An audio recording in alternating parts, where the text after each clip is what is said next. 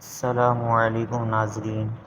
Family نے اعلان کیا کہ کوئی تعزیت پر نہ آئے، گھر میں کچھ بھی نہیں، ہم کچھ کھلا نہیں سکتے اور ماریہ بھوک کی وجہ سے فوت ہو گئی ہے۔ یہ سندھ کے شہر گاروں کی ماریہ کی لاش ہے۔ بچی کا والد نشے کا عادی ہے اور بدین جیل میں بند ہے۔ دادی اسکول میں بچوں کی چیزیں بیچ کر اپنے پوتے پوتیوں کو پال رہی تھی۔ اسکول میں جون جولائی کی چھٹیاں ہوئیں تو دادی کی آمدن بند ہو گئی۔ گھر میں کھانے پینے کی بھی چھٹیاں ہو گئیں، فاقے پڑ گئے۔ گھر کی دہلیز پر بھوک رقصا تھی۔ اچانک تمام رشتہ داروں کی ہنستی کھیلتی، تمام بچوں میں سمجھدار، 2 مرتبہ قرآن ناظرہ ختم کرنے والی ماریہ کی وفات کی خبر ملی۔ سفید پوشی کی انتہا دیکھیں۔ بچی کی وفات کی وجہ کو گھر والوں نے چھپا لیا، لیکن 1-2 روز بعد دادی سے رہا نہ گیا اور حقیقت بتا دی۔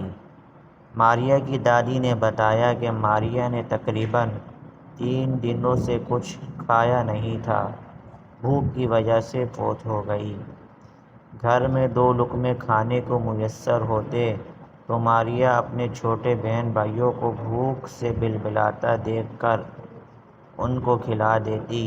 بقول ان کے عزیز، ماریہ صحت مند اور فربا بچی تھی، مگر اس کا وزن بہت کم ہو گیا تھا۔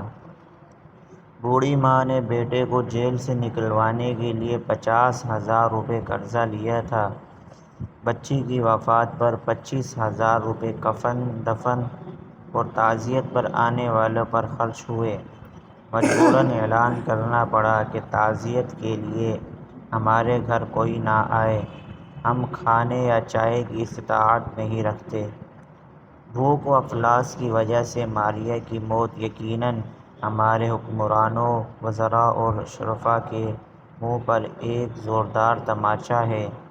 اگر وہ محسوس کریں اور اپنے گریبانوں میں جھانک کر دیکھیں، بروز محشر ان لوگوں کی گریبانوں میں ماریہ جیسے بہت سے لوگوں کے ہاتھ ہوں گے۔ دوستو، اگر آپ کو ویڈیو پسند آئی ہے تو ویڈیو کو لائک اور چینل کو سبسکرائب لازمی کریں۔